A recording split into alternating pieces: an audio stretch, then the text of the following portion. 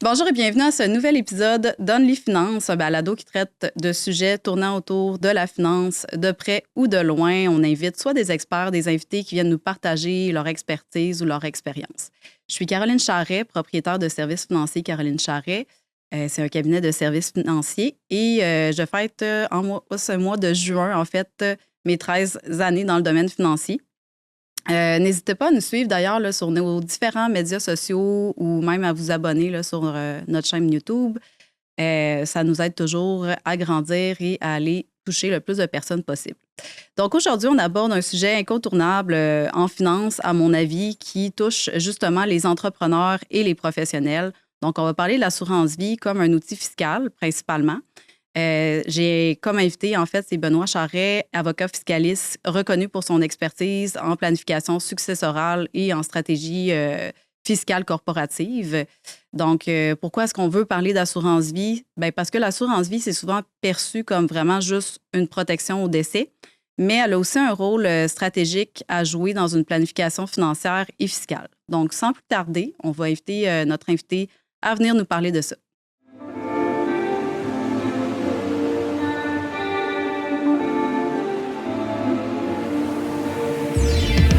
Bonjour et bienvenue sur les ondes d'Only Finance, le podcast dynamique et sans tabou où on parle d'argent et de finances avec Caroline Charret, votre conseillère en sécurité financière, représentante en investissement et en assurance et rente collective.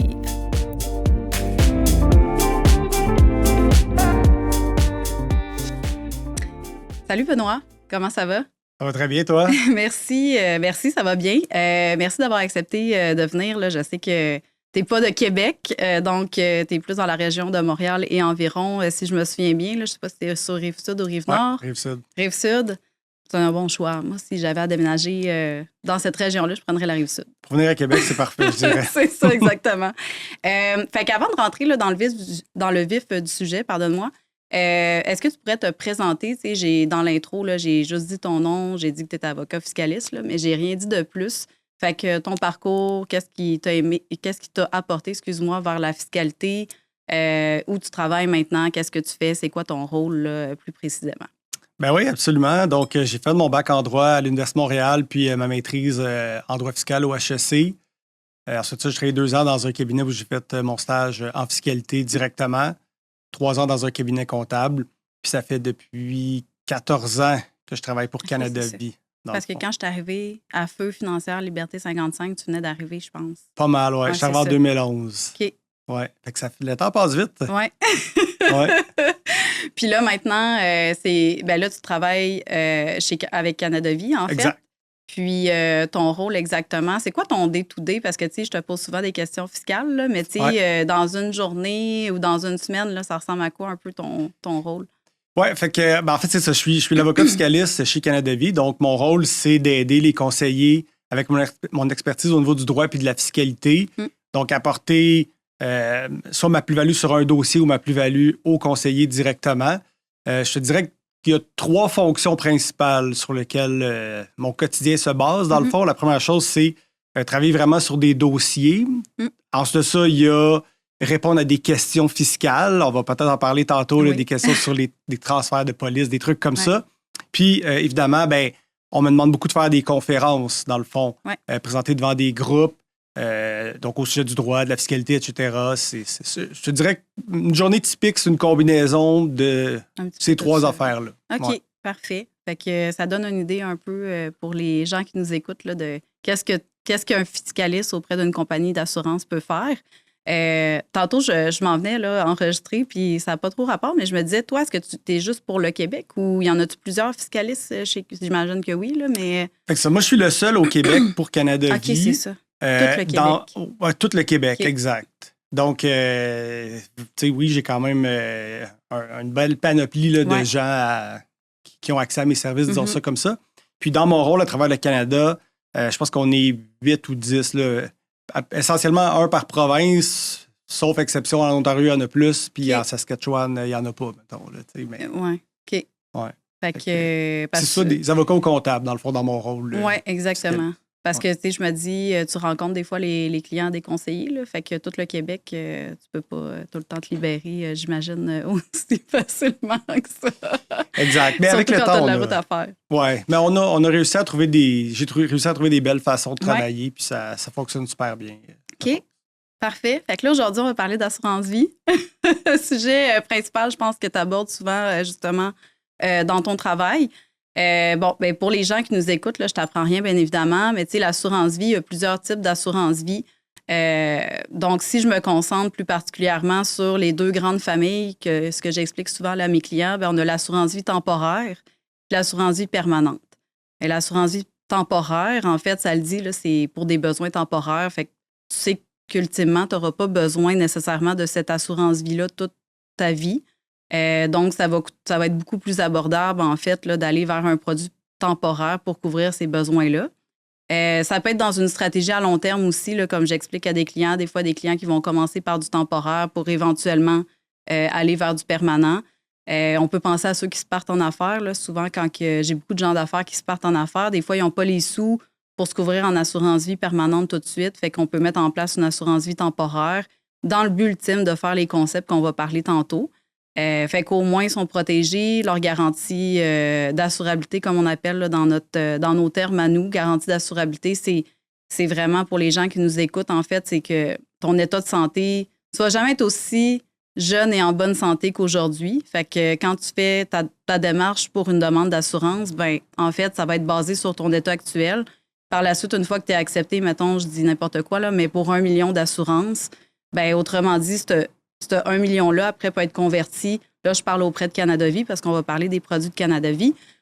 Mais peut être converti, en fait, vers un autre type de produit, soit un temporaire plus long, ou parce que c'est des termes, là, genre normalement, ou en assurance vie permanente. Là, quand on rentre dans de l'assurance vie permanente, bien là, on a de la vie entière, on a de la vie universelle. On s'est dit qu'aujourd'hui, on allait se concentrer sur l'assurance vie participative. Mais il y a d'autres assurances vie permanentes qui existent, là, puis d'autres concepts aussi là, qui peuvent être faits. Fait que sachez que pour ceux qui nous écoutent, je fais tout le temps une petite mise en garde, en fait, là, quand on arrive dans des sujets comme ça pour dire, consultez votre conseiller, consultez la personne qui vous accompagne là, pour vos finances, en fait, avant de partir avec ce qu'on va dire aujourd'hui, puis de dire, hey, ça me prend ça absolument. Ça prend quand même une évaluation là, fiscale, autant du côté du fiscaliste là, que du conseiller financier pour mettre en place ce genre de produit-là. Fait que, Benoît, je reviens à toi. Selon toi, qu'est-ce que, tu sais, parce qu'on disait, dans mon intro, je disais c'est au-delà, en fait, de les besoins en cas de décès. Qu'est-ce que les gens sous-estiment à propos de l'assurance vie? Oui, bien, c'est sûr que pour monsieur, madame, tout le monde, le principe de base, c'est que l'assurance vie va venir couvrir un besoin, que ça soit couvrir une hypothèque ou des trucs comme ça. Mais la raison pour laquelle moi, je m'y intéresse dans mon rôle d'avocat fiscaliste, c'est qu'il y a une énorme portion qui est fiscale essentiellement, qui sert beaucoup au transfert de richesses intergénérationnelles de manière non imposable. Parce qu'à la base, pour n'importe quoi, quand on décède, on est présumé avoir disposé de tous nos biens, donc on a beaucoup d'impôts à payer. Mais lorsqu'on a une police d'assurance vie, le capital d'essai est légué directement, dans le fond, au bénéficiaire, sans impact fiscal. Donc, disons que c'est une personne physique. Fait que ça, c'est l'aspect, je vous dirais, qui est le moins connu de monsieur, madame, tout le monde, qui dit, moi, l'assurance vie, je vois ça comme étant une dépense, comme une assurance habitation, puis les chances que je réclame sont peu élevées, puis ça va profiter à la prochaine génération. C'est tout le genre de choses qu'on va parler aujourd'hui. Je pense que c'est bon qu'on fasse ça parce que c'est tout un volet qui n'est pas nécessairement bien connu. Effectivement. Il y a beaucoup de fiscalité derrière tout ça, là, dans le fond. Exact. Tu me fais penser, quand on s'est parlé pour savoir vers où on s'enlignait là, dans notre discussion aujourd'hui, je te disais, je vois beaucoup de messages passer sur les médias sociaux que ça m'a donné le goût de faire ce podcast-là, justement, sur l'assurance vie participative, parce que c'est comme, achète tel produit, puis c'est magique, tu vas l'avoir de ton vivant, puis de ta mort. Mais je trouve que c'est tellement une façon trop simple de l'expliquer parce que c'est beaucoup plus que juste dire c'est un produit qu'on va voir là, qui accumule une valeur de rachat et tout. Fait que je trouve ça un petit peu... je trouvais ça pertinent, en fait, là, qu'aujourd'hui, on vienne prendre le temps, pas juste un 30 secondes de vidéo, de vraiment en parler en long et en large pour que les gens puissent se dire, j'ai entendu parler de ça dans une courte vidéo, je vais pouvoir aller écouter justement le podcast puis peut-être avoir un petit peu plus d'informations complètes sur le produit là, en question. Puis en fait, là, justement, là, on a parlé de certaines situations. Au niveau de l'assurance, quand est-ce que c'est pertinent d'en avoir de l'assurance participative? C'est pertinent d'en avoir lorsqu'on a, je vous dirais, un besoin permanent à couvrir à la base. Un des besoins qu'on couvre beaucoup, c'est justement la facture d'impôt au décès. C'est sûr que moi, mon travail est beaucoup avec les gens d'affaires, disons, qui sont incorporés, parce que c'est là que la fiscalité, je vous dirais, s'applique le plus. Exact. Parce que pour monsieur, madame, tout le monde, ce que je dis souvent, c'est cotiser à son REER, à son CELI, c'est une excellente chose. C'est probablement une des seules possibilités de planification fiscale. L'assurance vie pourrait arriver après ça, mais il n'y a déjà pas tant de monde qui maximise leur REER et leur CELI. Donc, c'est un marché dans lequel moi, je vais un peu moins m'impliquer. Le marché des gens d'affaires, je veux dire, c'est un autre monde, premièrement, puis c'est l'assurance vie a un impact énormément différent parce que si on prend juste REER, CELI, ça n'existe pas au niveau corporatif. Exact. Dans le fond. Exactement. Ça me fait penser, je te dis, j'avais eu un autre fiscaliste qui était venu parler de d'autres types de stratégies. Fait que, pour les autres stratégies dans l'entreprise, vous pouvez écouter ce podcast-là avec Alex Blouin. Mais il y a d'autres choses que vous pouvez faire aussi là, au niveau fiscal qui va venir se compléter justement avec l'assurance vie, avec toute la stratégie là, qui peut être mise en place. Là, on parle, on a nommé l'assurance vie permanente, entière, VU. Fait, avant de rentrer dans le vif du sujet, parce que ça passe quand même vite, là, 1 heure d'enregistrement, on pourrait expliquer c'est quoi exactement une assurance vie participative. Fait que, une assurance vie permanente, dans le fond, ton prix, il est fixe toute ta vie. Tu peux la payer sur 10 ans, 20 ans ou la vie durant, mais c'est toujours le même prix que tu payes. Puis, en fait, je dis toujours qu'il y a 2 choses dans la vie de sûr, c'est la mort et l'impôt. Fait que tu es sûr que cette assurance vie-là va bénéficier à tes héritiers. Fait que c'est vraiment comme un contrat d'assurance que tu achètes et tu le gardes en théorie. Techniquement, tu es supposé de garder ça toute ta vie, à moins d'une situation X, Y, Z. Dans une police d'assurance vie participative, en fait, c'est qu'il y a des valeurs de rachat qui s'accumulent. Pas mal toutes les polices de vie entières, ils ont une valeur de rachat de base, en fait. C'est-à-dire que si tu mets fin à ton contrat, ben tu as un chèque qui est envoyé par la compagnie de ta valeur de rachat au moment du rachat de la police. Mais avec Canada Vie, en fait, puis on pourra peut-être parler du compte de participation de la Canada Vie aussi, je dis toujours à mes clients, pour faire ça simple, c'est comme si tu achetais des actions Canada Vie puis que la compagnie te redonnait des dividendes à chaque année.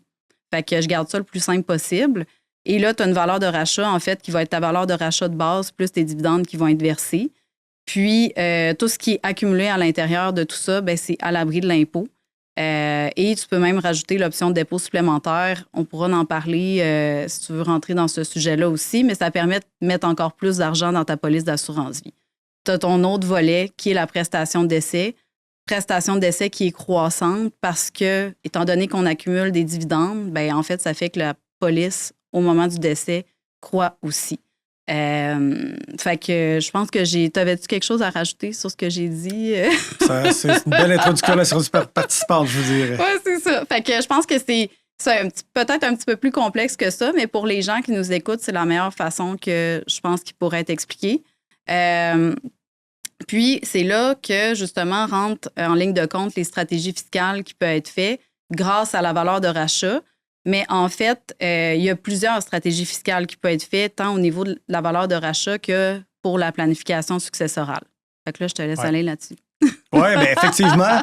La première chose que je dirais, c'est que c'est sûr que moi, en tant qu'avocat fiscaliste, mon rôle, c'est pas nécessairement de rentrer dans le détail des produits. Est-ce que je devrais payer plus rapidement, moins rapidement, avec des dépôts supplémentaires ou pas? Je reste dans ce que j'appellerais le général, mais qui est quand même assez spécifique parce que c'est ça qui est intéressant pour un entrepreneur. Puis il y a 2 volets importants à noter. La première chose, c'est lorsqu'on a une police d'assurance vie détenue au niveau corporatif, le capital d'essai, comme je l'expliquais tantôt, va être légué ou en fait, la compagnie va en hériter de manière non imposable et ça va créer ce qu'on appelle un compte de dividendes en capital. Donc, un genre de canal qui permet d'acheminer ce capital d'essai-là de manière non imposable vers la personne qui va, là où les personnes qui vont hériter des actions au moment du décès. Plus spécifiquement, ce qui rentre dans le compte de dividendes en capital, c'est le capital d'essai, moins ce qu'on appelle le CBR de la police. si on reste général. Et c'est comme ça qu'on parle de transfert intergénérationnel de manière fiscalement avantageuse. Souvent, l'argent qui est dans leur société par action, les entrepreneurs ont l'impression qu'elle est un peu gelée, dans le sens où si on veut la sortir, il faut payer de l'impôt sur un dividende ou sur un salaire. Mais au moment du décès, il y a une façon, via l'assurance vie, de sortir une bonne portion du capital décès de manière non imposable. Donc, notre vie durant, on investit, parce que c'était vraiment comme un investissement dans la police d'assurance vie. Au moment du décès, le capital décès est légué de manière non imposable à la société par action. Puis il y a ce fameux compte de dividende en capital-là qui permet de sortir tout ça de manière non imposable à la prochaine génération essentiellement. Donc ça, c'est l'élément 1 de l'assurance vie participante. L'élément 2, tu as fait référence, c'est les fameuses valeurs de rachat qui, elles, s'accumulent et qui croient à l'abri de l'impôt, dans le fond. Donc, comme un placement. Comme un placement, mais à l'abri de l'impôt. Exact. Parce que... Oui, vas-y, excuse. Ben, des fois, je me dis, je ne sais pas si tu vas le dire, ou sinon, les placements dans une compagnie, parce que, tu sais, dans notre cabinet, on fait des placements aussi dans les compagnies de gestion. On pourra peut-être dire que c'est mieux tantôt dans une compagnie de gestion inopérante, là, mais normalement, les produits d'actifs que vous détenez devraient être dans une compagnie de gestion. Puis ces placements-là, c'est bon d'en avoir aussi parce que c'est toujours bon de diversifier. Mais les placements que vous détenez dans une compagnie de gestion, par exemple, les intérêts que ça va générer, ça va être imposable de différentes façons. Tandis que la police, les valeurs de rachat que vous, si on peut dire, vous investissez, ça sera non imposable. Fait que les placements, tantôt, on va faire un comparatif, mais c'est juste pour expliquer, faire une petite aparté là-dessus. Oui, bien c'est ça. Ben, c'est parfait. C'est correct d'avoir des placements que j'appellerais traditionnels, tu sais. CPG, fonds d'action, fonds distincts, fonds mutuels, etc. C'est parfait. L'idée, c'est de se diversifier puis avoir, disons, une portion de la tarte dans un produit fiscalement avantageux comme une police. Ça fait définitivement du sens. Un pourcentage X dans un produit qui a un rendement correct, qui génère un rendement à l'abri de l'impôt. C'est sûr que ça a sa place au niveau corporatif. Donc, premier avantage, capital décès légué libre d'impôt. Deuxième avantage, cette croissance fiscalement avantageuse de la portion placement de la police. C'est la raison pour laquelle les entrepreneurs sont très intéressés par ça, une fois qu'ils connaissent le concept. Ah, c'est ça. Puis en plus, ben, comme tu disais, il y a 2 volets. Au niveau de la planification successorale, c'est plus le capital décès que les gens vont être intéressés à aller chercher. On s'entend que quelqu'un qui décède, ça coûte extrêmement cher d'impôts. Fait que si tu as une police d'assurance vie, par exemple, de 1 million, puis ça a coûté, je sais pas, 40 000, bien, ça vaut bien plus la peine de payer le 40 000 à la succession ou la personne qui va être propriétaire et bénéficiaire, en fait, de la police d'assurance vie que de payer le 1 million d'impôts. Fait que juste là, si on ne fait pas la stratégie fiscale de notre vivant, que j'appelle, ben on est quand même avantagé pour notre succession par rapport à l'impôt. Assurément. Puis la dette d'impôt, c'est quelque chose qui va être là, qu'on le veuille ou non, là, dans le fond. Donc, pourquoi pas essayer de régler cette dette-là au coût le moins élevé possible? Puis c'est sûr que souvent, le coût le moins élevé possible, c'est de transférer ce risque-là à un assureur en payant peut-être 10 sous par dollar. Capital décès entre, passe par le CDC, sert à payer la facture d'impôt. Donc, c'est essentiellement pas nécessairement toujours parce que les gens ont ce besoin-là. Ils pourraient juste tout liquider leurs biens puis ils vont avoir assez de liquidité pour payer la facture d'impôt. C'est juste qu'ils veulent régler cette dette-là au coût le moins élevé possible, dans le fond. Exactement. Fait que quand on comprend ce concept-là, on voit l'importance de l'assurance vie à ce moment-là. Puis là, au niveau de notre autre sujet qui est l'accès à la valeur de rachat, je pense que tu en allais vers là, justement. Tu sais, pourquoi que ça intéresse autant les gens d'affaires, principalement, c'est qu'on peut utiliser cette valeur-là de rachat de notre vivant. Puis généralement, ben là, on n'a pas d'illustration en exemple, là, comme dans des présentations que tu fais, mais normalement, l'argent que tu as injecté à l'intérieur de ton produit va être exponentiel après plusieurs années. Fait comment qu'on fait pour l'utiliser, cette valeur de rachat-là? Oui, bien, c'est ça. Fait que, souvent, le commentaire qu'on entend, les gens disent « Ouais, mais je mets des sous dans ce produit-là, puis ça va bénéficier à la prochaine génération. » Oui, si on regarde quel capital décès, le compte des dividendes en capital, mais la portion valeur de rachat dont on parle depuis tantôt, c'est un placement comme un autre, au niveau corporatif.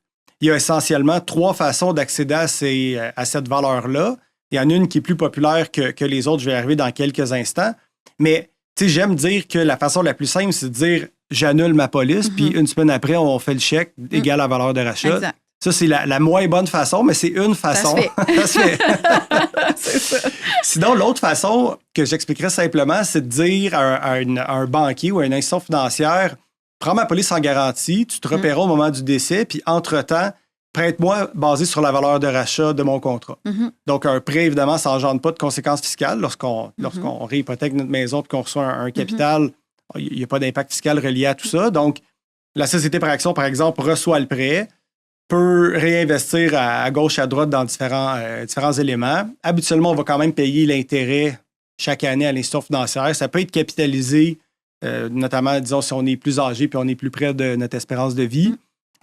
Puis c'est essentiellement ça, la manière la plus, je dirais, fiscalement avantageuse d'accéder à cette valeur de rachat-là. On donne la police en garantie. Les intérêts pourraient être reportés toujours sur la dette jusqu'au décès qui va se payer avec la police. Là. Exact. Bon, j'ai peut-être devancé un peu, là, mais... Non, mais effectivement. Effectivement. Okay. C'est moins populaire parce que, habituellement, les institutions financières vont vouloir qu'on paie l'intérêt, de un. Puis de deux, si on est très jeune, ben ça peut faire une boule de neige exponentielle pendant un grand nombre d'années. Mais oui, c'est possible. OK. Ça dépend avec l'institution financière avec qui tu le fais. Exact. La relation avec la négociation que tu as par rapport au prêt. Ouais. Puis il y a une autre façon aussi, je pense, de le faire. Ben, la troisième façon, c'est de dire...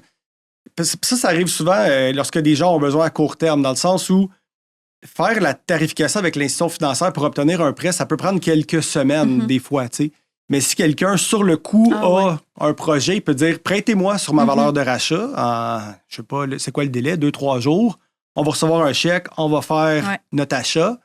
Puis le temps qu'on aille chercher un prêt conventionnel, ben c'est correct, on va avoir fait notre investissement. Puis quand on aura le prêt conventionnel, à la limite, on remboursera l'avance sur police. Pourquoi? Parce que l'avance sur police, vu qu'elle est instantanée, pas de tarification, rien, le taux d'intérêt est plus élevé que sur un prêt conventionnel. Donc, généralement, lorsqu'on est capable d'aller emprunter auprès d'une institution financière, on va obtenir un meilleur taux d'intérêt. Ouais. Donc, on va prendre l'argent puis on va rembourser notre prêt sur police, dans le fond. Fait que c'est un produit qui est vraiment flexible au niveau de sa valeur de rachat, finalement.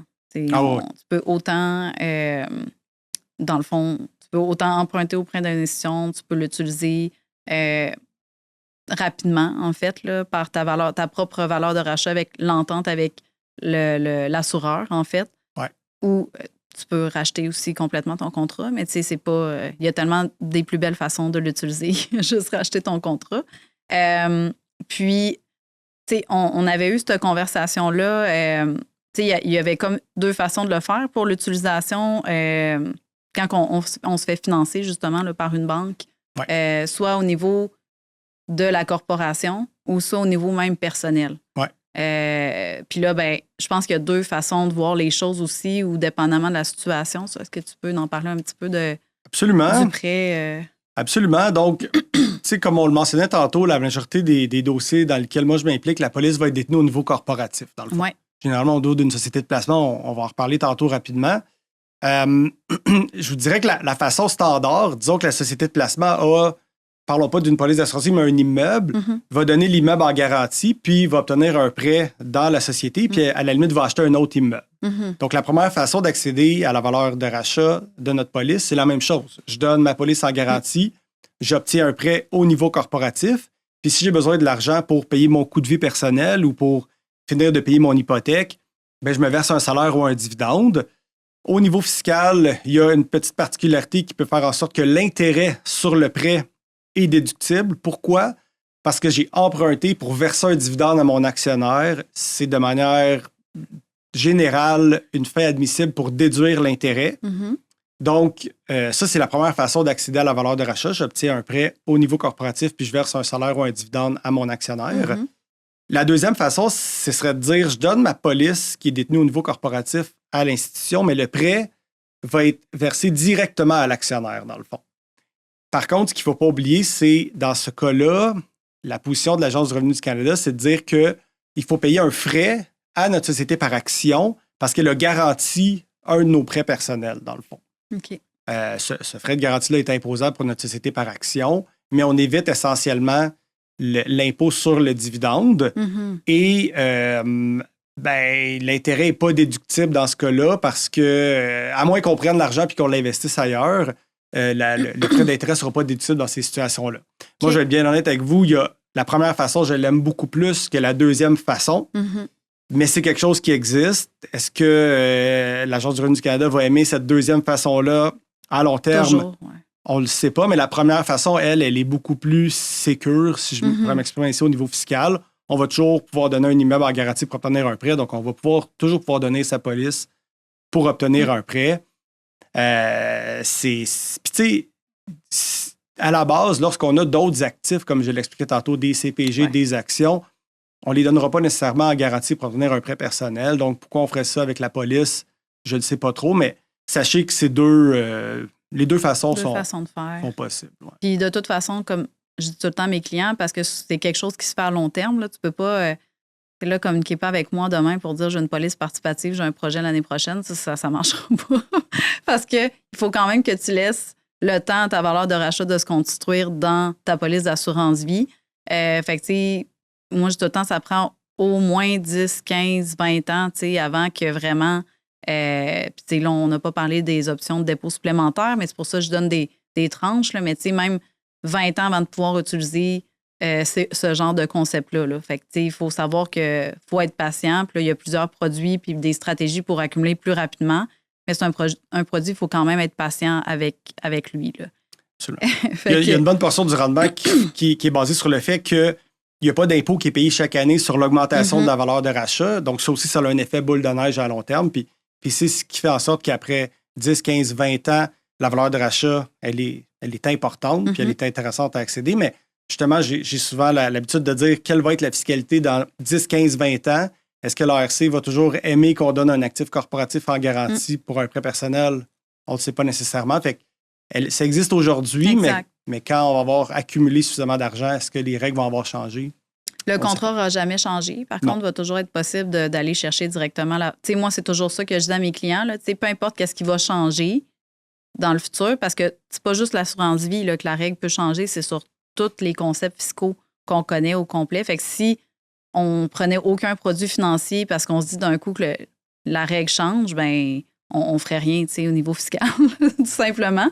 Mais tu sais, je leur dis toujours, il y a toujours la possibilité de t'auto-emprunter sur ton contrat à la limite. Là, si vraiment ça ne fonctionne plus, ça va rester quand même intéressant de le faire, même si le taux d'intérêt est plus élevé et tout et tout.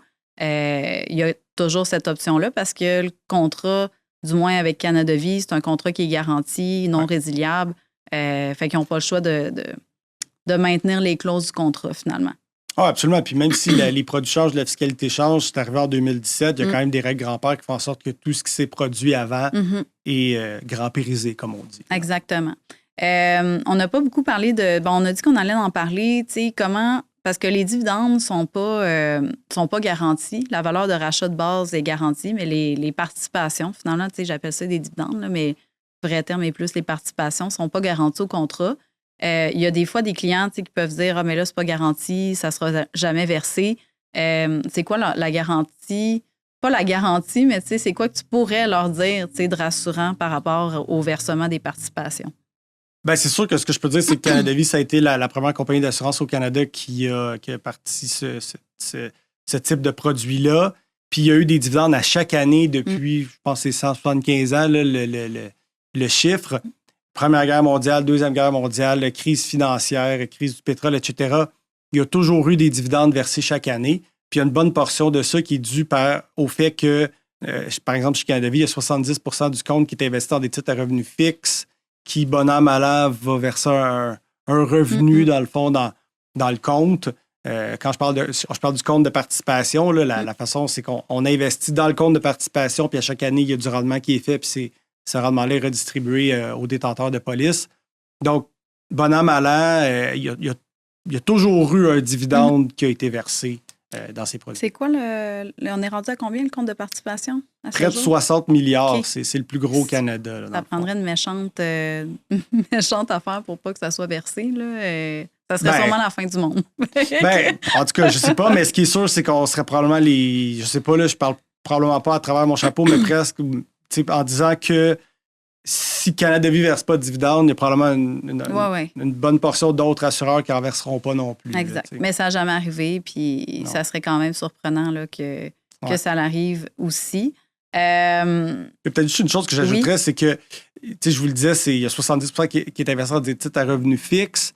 C'est pas un produit qui va vous générer 20% de rendement. Là. Ça va être un rendement constant. Le standard deviation en français, c'est écart type. Mm-hmm. Et je pense que c'est 1,4 là, sur les 20 dernières années. Donc, le rendement est extrêmement stable. Exact. Puis c'est la raison pour laquelle le compte réussit à verser des dividendes chaque année. Là, tu m'as ramené mon point que j'ai pensé pendant que je laissais finir ta phrase, mais je me souviens quand j'ai commencé, que ça m'a été présenté, je me disais, voyons, ça a l'air comme vraiment trop beau là, pour être vrai. Puis c'est la réaction que les clients ont des fois quand tu leur présentes ce genre de concept-là. Puis là, je suis allée voir, comme on dit, un vieux de la vieille.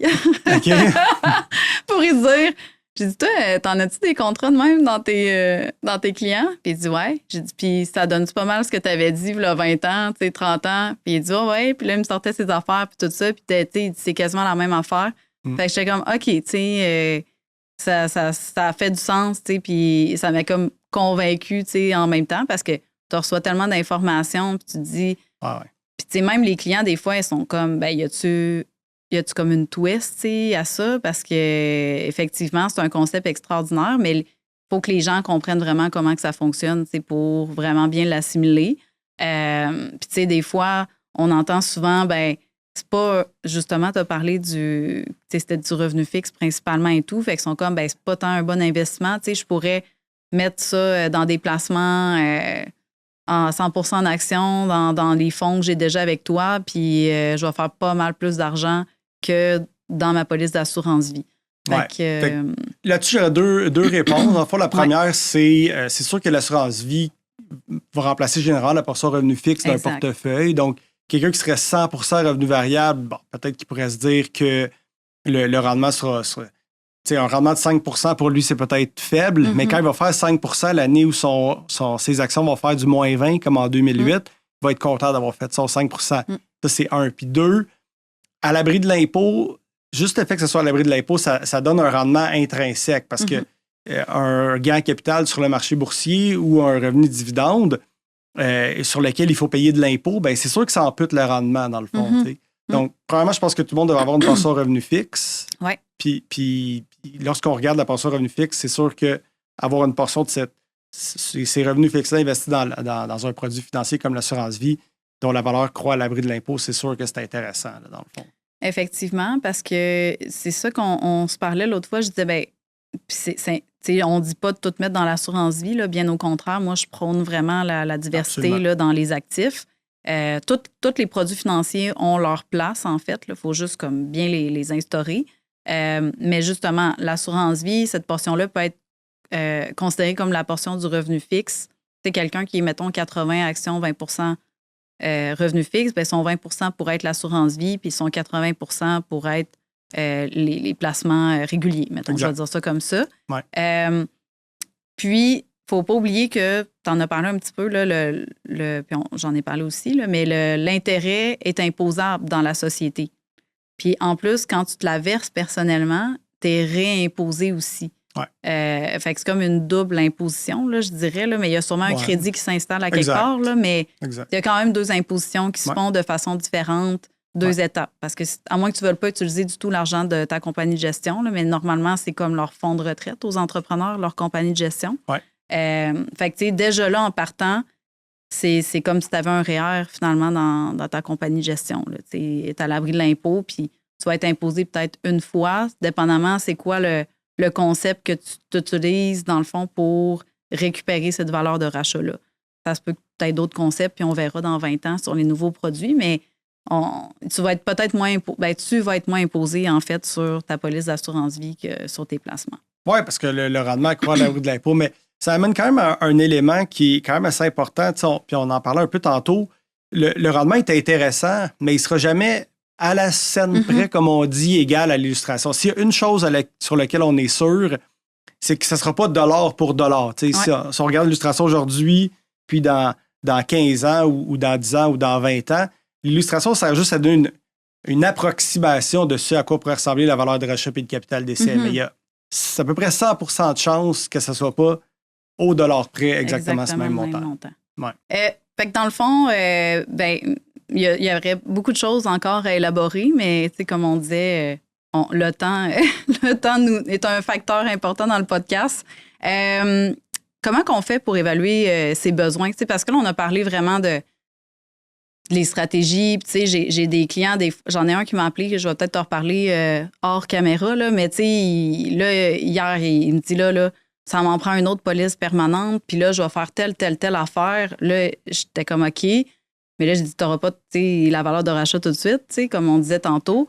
Puis, comment qu'on. Même si tu dis, ben moi, je veux mettre 100 000 par année dans ce produit-là. Là, je dis n'importe quoi, ça peut être n'importe quel montant, va donner un capital d'essai. Là. Ouais. Est-ce que le monde, ils doivent évaluer selon leur budget ou il faut quand même qu'ils fassent une évaluation de leurs besoins en cas de décès? Oui, c'est un bon. En fait, c'est toutes des bonnes questions là, que tu me poses, évidemment. Fait que les deux approches se valent. Moi, l'approche que je préfère, c'est l'approche besoin d'assurance. Donc, on a un besoin qu'on veut couvrir. Ouais. Exemple, comme je disais tantôt, le besoin qu'on couvre le plus souvent, c'est la facture d'impôt décès. Mais ça pourrait être du rachat de part, ça pourrait être couvrir un prêt, ça pourrait être couverture personne clé, parce qu'évidemment, si l'actionnaire décède, il peut y avoir une baisse de rentabilité. Donc, si je prends l'impôt décès, je dirais que c'est l'élément le plus souvent qu'on va couvrir avec l'assurance vie permanente. Puis, c'est justement aussi le besoin qu'on va prendre avec un produit qui a une croissance dans la valeur et de rachat et du capital d'essai, parce que souvent, la facture d'impôt va continuer à augmenter dans le temps avant de se stabiliser puis peut-être de diminuer au moment du décès. Puis ce besoin-là, aussi bizarre que ça puisse paraître, c'est pas toujours facile à évaluer. Donc, des fois, il y a des conseillers qui font juste me demander « Voici l'organigramme de mon client. Peux-tu essayer de m'aider à estimer le besoin? » Parce que c'est pas toujours simple, dans le fond, à faire. Puis, ça fait partie de mon quotidien, je dirais, d'évaluer ça. Mais l'autre approche, qui est l'approche placement, se vaut aussi, dans le sens où il y a des clients qui se disent « Moi, j'ai, exemple, 30 milliards dans ma compagnie de gestion. C'est sûr que là, rendu à, exemple, 75 ans, je ne passerai pas au travers de tout ça. J'ai un portefeuille 80% revenu variable, 20% revenu fixe. Quelle portion je serais prêt à réallouer dans cet actif financier-là qui a une croissance à l'abri de l'impôt sans affecter mon coût de vie? Je vais faire tous les voyages que je veux, mais pour être... Je veux dire, c'est de l'argent de toute façon que je vais léguer à la prochaine génération. Donc, pourquoi ne pas essayer de profiter de tous les avantages fiscaux? Puis il y a beaucoup de gens qui mettent 100 000, j'en ai même 500 000, 1 million, 2 millions par année dans ce produit-là. À chaque année, on en a chez Canada Vie de ce type de prime-là. Puis à ce moment-là, oui, c'est un besoin, mais souvent, ça va être aussi une question de budget. L'argent que je ne me servirai pas de mon vivant, pourquoi ne pas la transférer de manière fiscalement avantageuse via le compte de dividendes en capital à la prochaine génération? Donc, les deux approches se valent. Oui, parce que là, il sait qu'il va pouvoir sortir cet argent-là libre d'impôt au décès. Exact. Il est bien mieux de prendre une police d'assurance vie qui va être bonifiée en plus. Parce que, on comparait la valeur de rachat à un placement tantôt, mais moi, je suis pas mal convaincue. Il y a toujours des exceptions, mais que tu prends les primes totales que tu as payées dans ton produit versus la prestation de décès, il n'y aura jamais aucun placement qui va battre ça. Là. Pour ce qui est de la prestation d'essai, ça serait quand même, c'est dépendamment de l'âge de la personne, bien évidemment, là, mais mettons une personne qui est relativement jeune, de 30 ans, qui paye sa police pendant 20 ans, ça a le temps d'accumuler beaucoup de prestations de décès quand même. Là, fait que c'est sûr que, ou quelqu'un qui est proche de mourir, qui est en fin de vie, pas en fin de vie, là, mais qui est plus vieux. Mettons, la personne, elle a 75 ans. Là, on s'entend qu'elle est plus proche de sa fin que de son début de vie. Elle avait, là, on n'a pas parlé d'assurabilité, là, mais on pourrait en glisser un mot, mais disons qu'elle est assurable ou qu'elle a l'option de transférer en police d'assurance permanente. Elle va peut-être avoir payé 5 paiements de cette police-là, puis ça va verser peut-être, je sais pas, 3-4 millions selon ce qu'il va avoir pris. Fait que, juste le rendement sur la prestation de décès pour cette partie-là est super intéressante aussi pour sa succession. Absolument. Puis des fois, il y a des gens qui... je le redis, là, c'est parfait de faire du placement, je vous dirais, traditionnel. Là, mais il y a des gens souvent qui me disent « Ouais, ben moi, depuis 10 ans, je fais 7, 8, 9 Parfait. Toujours de manière imposable. C'est sûr qu'il y a une bonne portion du rendement dans la police qui vient du fait qu'il y a une croissance à l'abri de l'impôt et surtout le compte de 10 ans en capital. Disons qu'on a autant de placements que de capital décès au moment du décès. Ça arrive régulièrement. Le fait de sortir le placement, je dirais traditionnel, là, que ce soit des fonds communs de placement ou peu importe, puis que ça soit amputé soit à 26 ou à 48 je ne vais pas nécessairement entrer dans les détails, dépendamment du type de planification qu'on fait au moment de son décès, versus que ça sort totalement libre d'impôt. Il y a une bonne portion du rendement de la police qui vient du fait que le capital décès peut être sorti libre d'impôt via le compte de 10 ans dans le capital. Parce que si on avait, exemple, 5 millions en placement puis 5 millions de capital décès, bien, le 5 millions de placement, il va peut-être en rester juste 2,6 une fois dans les poches de la succession. Tandis que le capital d'assurance vie va rester, si ce n'est pas 5 millions, ça va peut-être être 4,8 ou 4,9. Vraiment proche du montant. Là. Donc, il y a une bonne portion du rendement qui se fait grâce à la fiscalité et du compte de dividendes en capital. Exact. Justement, là, on parlait de prêts, puis de... Parce qu'il y a une notion en fiscalité que j'ai apprise, qui est que tu peux, si ta police d'assurance vie protège un prêt commercial, est déductible d'impôt. Parce que les clients, souvent, me demandent, ben là, je peux-tu mettre ça dans mes dépenses, ma prime d'assurance vie? La majeure partie du temps, la réponse, c'est non, là. Mais il y a quand même un concept qui dit, ben si ta police d'assurance vie couvre un prêt commercial, par exemple, ben oui, tu peux déduire comme une dépense, tu sais, ta prime d'assurance vie. Mais je pense que ça serait plus justifiable sur du temporaire que sur du permanent. Si ça coûte 20 000 de t'assurer, je ne sais pas qu'est-ce que tu en penses. Est-ce que quelqu'un pourrait pousser puis dire, bien, on peut toujours tout faire jusqu'à temps qu'on se fasse vérifier, là. Ça, c'est on peut tout faire. Mais est-ce qu'on pourrait prendre une police participante sur un prêt commercial puis déduire cette prime-là? Fait que la première chose que je dirais, c'est que la loi est assez claire sur quelles sont les règles. Je vais y arriver dans 2 petites secondes. Mais le principe de base, depuis tantôt, on parle de l'assurance vie comme étant un investissement. C'est sûr que quand je fais n'importe quel autre investissement, c'est pas déductible. Exact. Si je prends 100 000 $ puis je m'achète un CPG, je peux pas déduire le coût d'achat de mon CPG. À la base, pour la police, c'est la même chose. Si je prends 100 000 $ puis j'investis 100 000 dans une police d'assurance vie, c'est pas déductible parce que c'est un placement, dans le fond. À cause du type du contrat qui a été établi. Exact, mais même que ce soit une police temporaire ou quoi que ce soit, je dis c'est un investissement que je fais pour avoir un capital d'essai éventuellement. C'est pas comme je prends de l'argent, je m'achète une machine ou je m'achète des stocks. Tu sais, ça, c'est une dépense d'entreprise pour générer plus de revenus d'entreprise. Investir dans une police d'assurance vie participante, c'est faire un placement, essentiellement. Ouais. Cela étant dit, lorsque cette police-là garantit un prêt, c'est là que c'est un peu plus dans le cadre, je dirais, commun là, des affaires. C'est pour générer, tu sais, souvent j'emprunte acheter un immeuble, c'est plus dans le cadre de générer du revenu d'entreprise et tout. Là, il y a une portion de la prime d'assurance vie qui peut être déductible.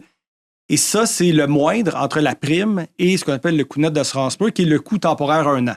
Donc, pour répondre à ta question, est-ce que je pourrais prendre une police participante puis déduire? La réponse, c'est non, parce que pour n'importe quel type de police que je vais pouvoir déduire, c'est le moindre entre la prime et le coût net d'assurance pure. Puis le coût net d'assurance pure, c'est le même montant, peu importe que j'ai pris un temporaire ou un permanent. Donc, si j'ai une police de 1 million, je vais pouvoir déduire le coût du temporaire 1 an, donc pour m'assurer pendant 1 an pour une police de 1 million, peu importe le type de produit que j'ai choisi. Ça ne change rien. Ça ne change rien. Puis, il y a même un prorata à faire, c'est quel est le prorata entre le prêt et le capital d'essai. Donc, si j'ai un prêt de 500 000 puis un capital d'essai d'1 million, bien, ça va être la moitié du moindre entre la prime et le coût d'assurance pure qui est le temporaire 1 an. OK. Fait que c'est pas aussi simple que ça, là. Non, puis pour être très honnête, quelqu'un de 40 ans, le coût net d'assurance pure, c'est un montant très faible. Donc, c'est souvent là, en plus, que tu acquéris des choses. Exact. Fait que exact. C'est ça. Fait que la réponse, c'est pas mal non, avec un petit coût, mais très, très faible pour ce qui est de la portion pré-commerciale. Exact. Puis il y a d'autres critères que je n'aborderai pas nécessairement qui doivent être respectés pour qu'une portion de la prime soit déductible, dans le fond. Parfait, parce que ça, c'est une question qui revient souvent. Absolument. C'est quoi les erreurs les plus fréquentes que tu vois dans l'instauration? Peut-être tu as déjà, bien souvent, c'est toi qui l'instaures là, quand tu fais les dossiers, mais tu as sûrement peut-être déjà vu des dossiers qu'on t'a apportés puis ça avait mal été fait ou, tu sais, c'est quoi les erreurs que tu verrais le plus ou que tu n'as pas vu, mais que tu sais que ça serait une erreur, mettons? Ouais. Je dirais que de loin, là, l'élément... Tu sais, quand je disais tantôt, il y a 3 volets à mon travail. Là, le volet questions fiscales, le plus grand nombre de questions que je me fais poser, c'est sur des questions de transfert de police. OK. Puis ça part du fait, pas nécessairement qu'il y a eu une erreur dans le positionnement, mais peut-être. Je dirais ça comme ça. Parce que mettre une police d'assurance vie avec des valeurs de rachat dans une compagnie opérante, c'est pas recommandé. C'est ça qu'on disait tantôt, justement. Exact. Puis il y a 3 raisons que je parle très rapidement pour lesquelles c'est pas recommandé. La première raison, c'est que lorsqu'on positionne une police dans une compagnie opérante qui a une valeur de rachat, la valeur de rachat, c'est un actif qui est facilement saisissable si jamais ça va pas bien dans l'entreprise. Donc, le fait de positionner la police ailleurs, exemple dans une compagnie de placement, ça vient protéger cette valeur de rachat-là contre un créancier de la société opérante. C'est sûr qu'un créancier va préférer saisir cette valeur de rachat-là pour lequel il peut avoir un chèque peut-être en une semaine que de saisir de la machinerie, des tables, des chaises, etc. Parce qu'on a dit tantôt qu'on pouvait appeler la compagnie puis dire « Faites-moi un chèque de la valeur de rachat » puis directement donner cet argent-là. Puis là, toi, tu te retrouves avec ta dette sur ton contrat. Exact. Mais pour un créancier, c'est de l'argent facilement accessible. Effectivement. C'est comme un placement. Il y a juste à liquider. Exact. La deuxième raison, c'est que... la plupart des gens peut-être le savent, là, mais on peut vendre des actions d'une compagnie privée puis utiliser ce qu'on appelle la déduction pour gain en capital. Donc, on peut vendre jusqu'à concurrence de 1 250 000 cette année, pas payer d'impôts. Il y a des critères à rencontrer. Puis, un des critères, c'est que la majorité des actifs doivent servir à générer du revenu d'entreprise. Puis, une police avec des valeurs de rachat, c'est un actif qu'on appelle contaminant au fin de ces règles-là. Donc, deuxième raison pour laquelle on ne devrait pas nécessairement positionner cette police-là au niveau dans une compagnie opérante, c'est pour s'assurer d'avoir accès à la déduction pour gain en capital, dans le fond. C'est ça. Puis la troisième raison, c'est la raison pour laquelle je me fais poser des questions, c'est que les gens disent, bon, je suis prêt à vendre ma compagnie opérante, mais j'ai une police, il faut que je la transfère. Il n'y a pas de règle de roulement, donc de transfert sans impact fiscal d'une police d'assurance vie d'une compagnie à une autre ou d'une compagnie à un individu. Si la valeur de rachat est supérieure à ce qu'on appelle le coût de base rajusté, il va y avoir de l'impôt à payer. Puis ça, les gens trouvent ça plate, mais si dès le départ, la police avait été positionnée dans la compagnie de placement, on n'aurait pas nécessairement eu à payer cet impôt-là. Donc, pour répondre à ta question de base, qui est quelles sont les erreurs qu'on voit, bien, le fait de positionner la police au mauvais endroit, c'est de loin ce qui revient le plus souvent, là, je dirais. Puis non, vas-y. Ben, je m'en allais juste dire, il y a toutes sortes de situations qui se produisent, mais la situation la plus courante, c'est ouais, mais j'ai pas encore de société de placement, tu sais, fait temporairement, je vais la mettre dans la compagnie opérante, mais c'est que le temporairement devient 5, 10, 15 ans, puis on oublie finalement. Ouais, exact. Moi, j'ai pour mon dire que si on est prêt à faire de l'investissement, que ce soit dans une police, que ce soit ailleurs, c'est sûr que cet investissement-là devrait être fait dans une société de placement. Donc, si dès le départ, on positionne nos produits financiers dans notre société de placement, ben, on risque de se retrouver avec moins de problèmes ou moins d'impôts à payer à travers les années. J'ai une question de transfert, justement, que je viens de penser. Si la police d'assurance vie est déjà dans une société de placement, mais on veut la transférer dans une autre société de placement. Oui, c'est des choses qui arrivent. Bien, c'est sûr que ça peut arriver, là. Puis est-ce que c'est aussi compliqué que d'une opérante à une société de placement ou, tu sais, il faut...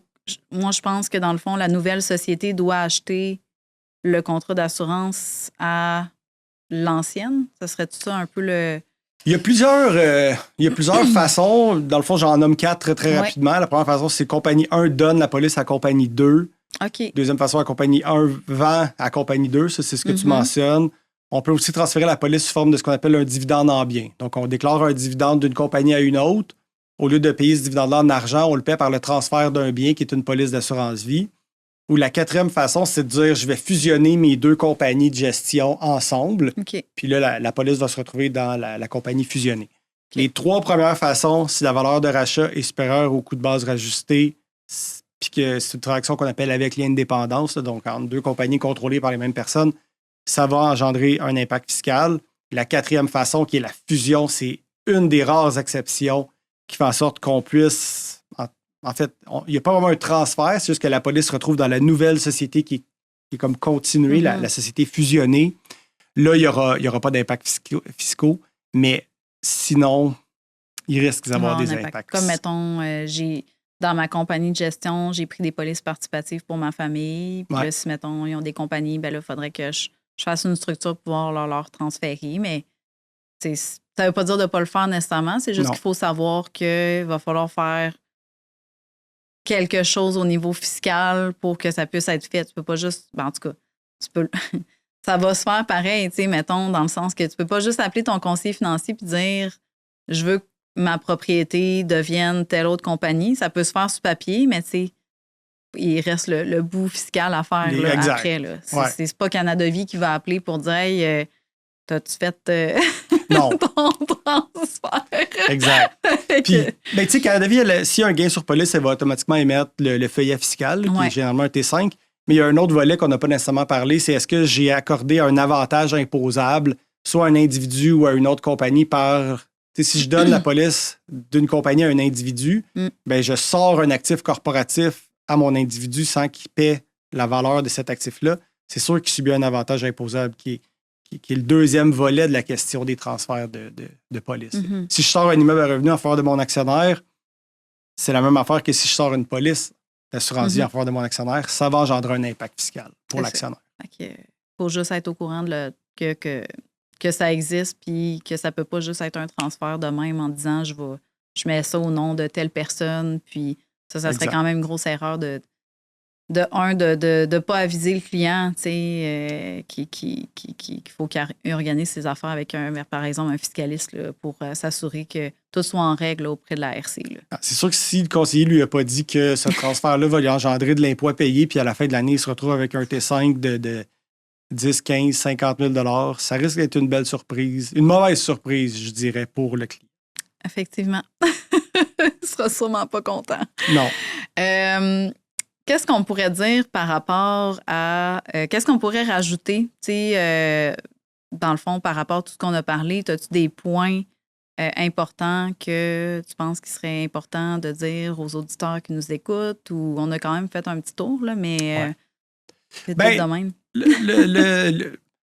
Dans le marché, je vous dirais, des gens d'affaires, les gens qui sont incorporés, ce qui est sûr qu'il faut comprendre, c'est que l'assurance vie, c'est pas une dépense comme j'ai pris une police pour couvrir mon prêt, puis là, j'ai fini de payer mon prêt, donc la police est peut-être moins utile. C'est vraiment un outil fiscal qui sert essentiellement au transfert de richesse, intergénérationnel, puis qu'il y a une croissance à l'abri de l'impôt du vivant.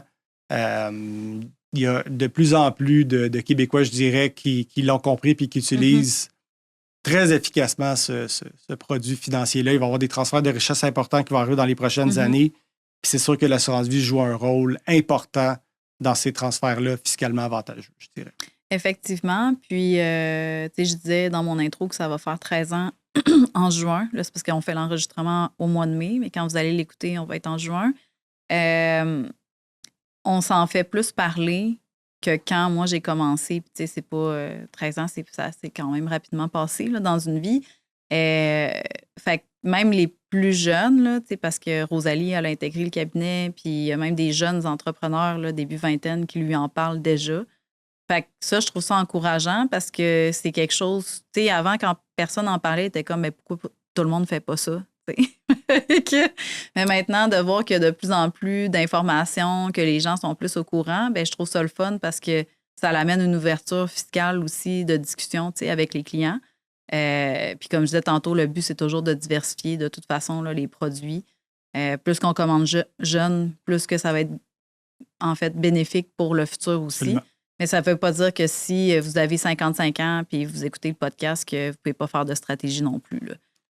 C'est juste les stratégies vont être différentes là, à ce niveau-là. Fait que si jamais vous avez des questions, Benoît ne peut pas répondre aux questions des auditeurs nécessairement. Je ne te donnerai pas tes coordonnées. C'est pas son rôle. Mais vous pouvez communiquer avec moi, puis moi, je vais m'assurer là, d'avoir les bonnes réponses via Benoît ou via les autres spécialistes, là, dépendamment c'est quoi le type de questions que vous avez. Puis, je te remercie d'être venu pour cet enregistrement. C'était très pertinent, je pense, là, comme on disait au début. Puis, il y aurait beaucoup de choses qu'on aurait pu dire encore, mais en 1 heure, là, c'est difficile de couvrir tous les petits points. Absolument. Ça m'a fait bien plaisir d'être présent aujourd'hui. Yes, merci. Merci d'avoir été des nôtres pour cet épisode. Nous vous encourageons à partager votre avis et vos commentaires ou à prendre rendez-vous avec Caroline pour bénéficier de conseils financiers personnalisés. Pour découvrir notre contenu exclusif, suivez-nous sur Facebook, Instagram et LinkedIn au @Service financier Caroline Charret. À bientôt!